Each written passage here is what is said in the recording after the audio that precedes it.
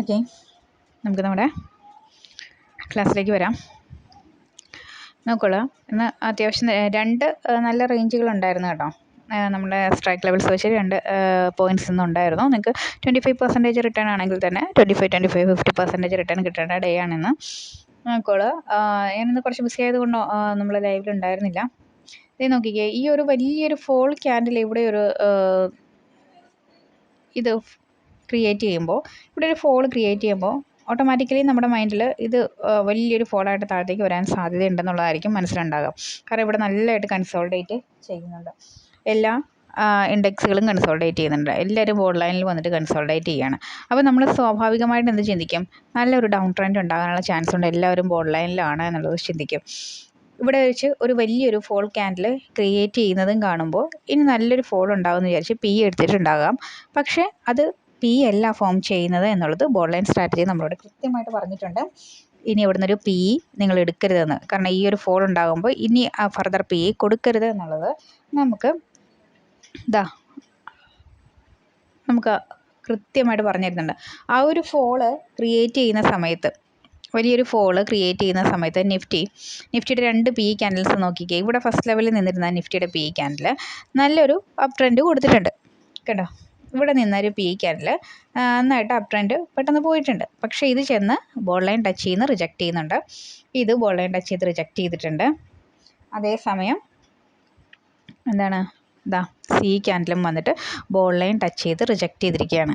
So ഇനി ഇവിടുന്ന് reject താഴത്തേക്ക് പോരില്ല, സി താഴത്തേക്ക് പോരില്ല, പി മുകളിലേക്കും കയറില്ല. കാരണം എന്താണ്, മൂന്നും ഒരേ സമയം ബോർഡ് ലൈൻ ടച്ച് ചെയ്ത് റിജക്റ്റ് ചെയ്തു. സോ നമുക്ക് എന്ത് ചെയ്യാൻ പറ്റില്ല, ഇനി ഒരു ഫർദർ ഫോള് ഇല്ല. അതുകൊണ്ട് ഇനി ഇവിടുന്ന് നേരെ ഓപ്പോസിറ്റ് ട്രേഡാണ് സംഭവിക്കുക. ഇവിടുന്ന് നേരെ മുകളിലേക്ക്. ഓക്കെ, ഇവിടെയാണെങ്കിലും ഇവിടുന്ന് ഇനി നേരെ താഴേക്ക്, ഇതും റിജക്റ്റ് ചെയ്ത് പോന്നു. സോ ഇനി ഇവിടുന്ന് താഴേക്ക്. സോ നല്ലൊരു സി ട്രെൻഡ് അവിടെ ഉണ്ടായിരുന്നു. അത് ക്യാച്ച് ചെയ്യാൻ പറ്റിയവർക്ക് അത് കിട്ടിയിട്ടുണ്ടാകും. ഈ ഒരു സ്ട്രൈക്ക് ലെവൽസ് ഉള്ളവർക്ക് അത് കിട്ടിയിട്ടുണ്ടെന്ന് വിശ്വസിക്കുന്നു. ഇവിടെയാണെങ്കിലും നമ്മുടെ വീക്കെൻഡ് സി ട്രേഡ് ആണെങ്കിലും അതേസമയം നമ്മുടെ സെക്കൻഡ് ലെവൽ ക്രോസിങ്ങിൽ വന്ന് ടച്ച് ചെയ്തിട്ടുണ്ട്. സോ റിജക്റ്റ് ചെയ്യേണ്ട ഒരു ഏരിയ തന്നെയാണ് അവിടെയും.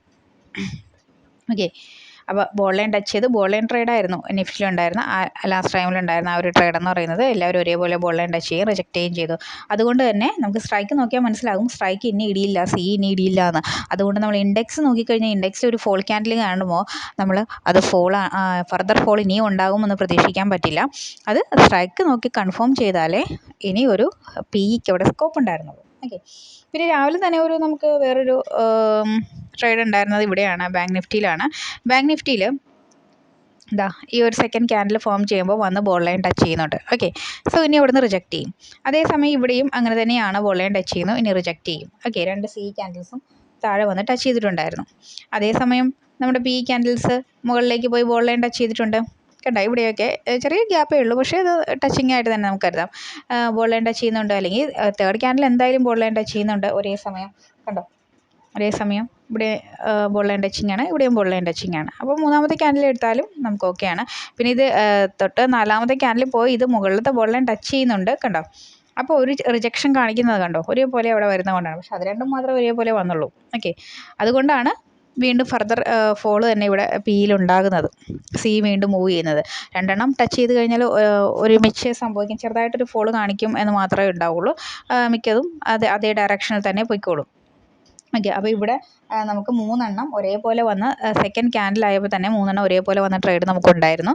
അതായത് ഒരു സി ട്രേഡ് അല്ലേ, ഒരു സി ട്രേഡ് അവിടെ ഉണ്ടായിരുന്നു. അപ്പോൾ നമ്മൾ രണ്ടാമത്തെ ക്യാൻഡിലിൽ ഒരു സി ട്രേഡ് ഐഡൻറ്റിഫൈ ചെയ്യുന്നു, തൊട്ട് മൂന്നാമത്തെ ക്യാൻഡിൽ നമ്മൾ എൻട്രി എടുക്കും. ഓക്കെ, അപ്പോൾ മൂന്നാമത്തെ ക്യാൻഡിൽ എന്ന് പറയുമ്പോഴത്തേക്കും നമുക്ക് സി ട്രേഡിൻ്റെ മൂന്നാമത്തെ ക്യാൻഡിൽ കണ്ട 1 2 3 ഈ ഒരു ക്യാൻഡിൽ സമയത്ത് നമ്മൾ എൻട്രി എടുക്കും. നമുക്ക് ഒരു 13 രൂപ 14 രൂപ റേഞ്ചിൽ നമുക്ക് എൻട്രി എടുക്കാൻ പറ്റും.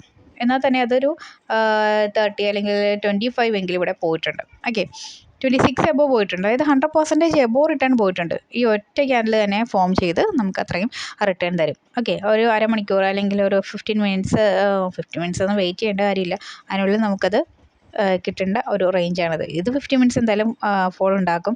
സോ അത് കഴിഞ്ഞിട്ട് ഒരു 10-20 മിനിറ്റിനുള്ളിൽ നമുക്ക് ഈ ഒരു ക്യാൻഡിൽ ഫോം ചെയ്ത് നമുക്ക് നമ്മുടെ റിട്ടേൺ തരും. അപ്പോൾ ഒരുപാട് നേരം നമ്മൾ വെയിറ്റ് ചെയ്തിരിക്കേണ്ട കാര്യമില്ല. അതുപോലെ തന്നെ ഈ ഒരു ട്രേഡിലാണ് ഇവിടെ വലിയൊരു ഫോൾ ഇവിടെ സി ട്രേഡിലുണ്ടായി. പക്ഷേ നമ്മൾ ആ ഒരു ഫോളിൽ തന്നെ മനസ്സിലാക്കുന്നു ഇനി CD ലൈൻ സി കയറത്തേ ഉള്ളൂ നമ്മൾ ഈ ഒരു ട്രേഡിൽ നിന്ന് മനസ്സിലാക്കുകയാണ്. അപ്പോൾ തൊട്ടടുത്ത ക്യാൻഡിൽ നമ്മൾ എൻട്രി എടുക്കും. ഒരു 15 രൂപയ്ക്ക് എൻട്രി എടുത്താൽ തന്നെ എത്ര പോയിട്ടുണ്ട്? 50 വരെയൊക്കെ, 50 അബോ 60 ഒക്കെ പോയിട്ടുണ്ട്. അപ്പോൾ നമുക്ക് എന്തായിരുന്നു നല്ല രീതിയിൽ റിട്ടേൺ ഇവിടെ നമുക്ക് 100% എബോ അല്ലേ? 16 രൂപയുടെ സാധനം 50 രൂപ എന്ന് പറഞ്ഞാൽ 100 ഒന്നും അല്ല. അപ്പോൾ എത്രയോ ശതമാനം റിട്ടേൺസ് തരുന്ന ഒരു സ്ട്രാറ്റജിയാണിത്. വളരെ ആക്യുറസി ഉള്ള സ്ട്രാറ്റജിയാണ് അല്ലേ? ഈ ഒരു ഫോൾ ക്യാൻഡിൽ കണ്ട് വീണ്ടും ഫർദർ ഫോൾ അല്ല എന്ന് ഉറപ്പിക്കണമെന്നുണ്ടെങ്കിൽ ഈ ഒരു സ്ട്രൈക്കിൻ്റെ ലെവൽസ് തന്നെ കിട്ടണം. സ്ട്രൈക്ക് ലെവൽസ് കിട്ടിയാൽ അതിന് ഫർദർ ഫോൾ ഉണ്ടോ, ഇനി വീണ്ടും നമുക്ക് പി എടുക്കാൻ പറ്റുമോ, അതോ ഇനി സിയിലേക്കാണോ പോകുന്നതെന്ന് മനസ്സിലാക്കാൻ പറ്റുള്ളൂ. കാരണം നമ്മളുടെ ഫുള്ള് ഇൻഡെക്സ് ലെവൽസ് വെച്ചിട്ട്, ഇൻഡെക്സ് ലെവൽസ് സാധാരണ ഇവിടുന്ന് ക്രോസ് ചെയ്യാറില്ല. ക്രോസ് ചെയ്താൽ നമുക്ക് ഇവിടം വരെ പോകും. ക്രോസിംഗ് ലെവൽസ് തന്നിട്ടുണ്ട്. പക്ഷേ ക്രോസിംഗ് ആണോ അല്ലയോ ആണെന്നുണ്ടെങ്കിൽ നമുക്ക് എന്ത് തന്നെ വേണം? സ്ട്രൈക്ക് ലെവൽസ് ഉണ്ടെങ്കിൽ മാത്രമേ അത് നമുക്ക് ഐഡൻറ്റിഫൈ ചെയ്യാനായിട്ട് പറ്റുള്ളൂ. അപ്പോൾ ഇന്നത്തെ ഈ 2 ട്രേഡുകളും ഞാൻ ലൈവിൽ പറയാത്ത കൊണ്ട് എടുക്കാതെ പോയോ അത് അല്ലെങ്കിൽ നിങ്ങൾക്ക് കിട്ടിയിട്ടുണ്ടോ ഇല്ലയോ എന്നുള്ളതൊന്നും എനിക്കറിയില്ല. എന്തായാലും നിങ്ങൾക്ക് സ്ട്രൈക്ക് ലെവൽസ് ഉണ്ടെങ്കിൽ കിട്ടാതെ പോകേണ്ട ട്രേഡുകളല്ല, വളരെ വ്യക്തമായിട്ട് തന്നെ നമുക്കിവിടെ ഐഡൻറ്റിഫൈ ചെയ്യാൻ പറ്റുന്ന ട്രേഡുകളാണ്. അതുപോലെ തന്നെ ഈ ഒരു ട്രേഡിംഗ് ഓപ്പർച്യൂണിറ്റി എന്ന് പറയുന്നത് നമുക്ക് ഇവിടെയൊക്കെ ഈ ഒരു പോയിന്റിൽ വന്നാൽ, അതായത് നമ്മുടെ ക്യാൻഡിൽസ് ഈ ഒരു പോയിന്റിൽ വരികയും അതായത് താഴത്തെ ലൈൻസിൽ വരികയും വീക്കെൻഡ് പി താഴത്തെ ലൈൻസിൽ വരികയും അപ്പം മന്തിൻ്റെ പി ഫസ്റ്റ് ലെവലിലാണെങ്കിൽ ഒരു പി ട്രേഡിൽ നമുക്ക് ആക്റ്റീവാണ്. ഓക്കെ, അത് നമ്മൾ നേരത്തെ തൊട്ട് പറയുന്ന ഒരു സ്ട്രാറ്റജിയാണ്. പക്ഷേ ഇതൊരു 95% അക്യുറസി മാത്രമേ ഉള്ളൂ. ചില ദിവസങ്ങളിൽ ഇത് ഓപ്പോസിറ്റായി കണ്ടിട്ടുണ്ട്. അതുകൊണ്ടാണ് കഴിഞ്ഞ ദിവസവും ഇങ്ങനെ ഒരു ട്രേഡ് ഉണ്ടായിരുന്നു. ഇവിടെ നിൽക്കുമ്പോൾ മന്തിൻ്റെ പി ഇവിടെ നിൽക്കുമ്പോൾ മന്തിൻ്റെ പി ഇവിടെ നിൽക്കുകയും വീക്കെൻഡ് പി ഇവിടെ നിൽക്കുകയാണെങ്കിൽ നല്ലൊരു ട്രെൻഡ് ഉണ്ടാകാൻ സാധ്യതയുണ്ട്. കണ്ടോ, നല്ല ട്രെൻഡ് ഇവിടെ ഉണ്ടായിട്ടുണ്ട്. 24 രൂപയുടെ സാധനം 56 രൂപയൊക്കെ പോയിട്ടുണ്ട്. ഓക്കെ, 100% എബോ റിട്ടേൺ ആ ഒരു ട്രേഡിൽ നമുക്ക് വന്നിട്ടുണ്ട്. അതും ബോളിയൻ സ്ട്രാറ്റജിയുടെ മറ്റൊരു ട്രേഡ് തന്നെയാണ്. പക്ഷേ അത് 95% അക്യുറസി ഉള്ള ട്രേഡാണ്. പക്ഷേ ഇതുപോലെ 3 ഒരുപോലെ വരുന്ന ട്രേഡുകൾ 100% അക്യുറസി ഉള്ള ട്രേഡുകളാണ്. അത് നമുക്ക് എന്തായാലും അതിൽ ട്രേഡ് എടുക്കാവുന്നതാണ്. ഓക്കെ, അപ്പോൾ സ്ട്രൈക്ക് ലെവൽസ് വേണമെങ്കിൽ സെപ്പറേറ്റ് കോൺടാക്ട് ചെയ്യണം. ഇൻഡെക്സ് ലെവൽസ് മതി എന്നുണ്ടെങ്കിൽ താഴെ ലിങ്ക് കൊടുത്തിട്ടുണ്ട്, അത് കയറി ജോയിൻ ചെയ്യുക. അതെങ്ങനെയാണ് യൂസ് ചെയ്യേണ്ടതെന്നുള്ള വീഡിയോ ഒക്കെ, how to use Boolean strategy എന്ന വീഡിയോ ഒക്കെ നമ്മൾ അപ്ലോഡ് ചെയ്തിട്ടുണ്ട്. അത് നോക്കിയിട്ട് പഠിക്കുക. ഓക്കെ.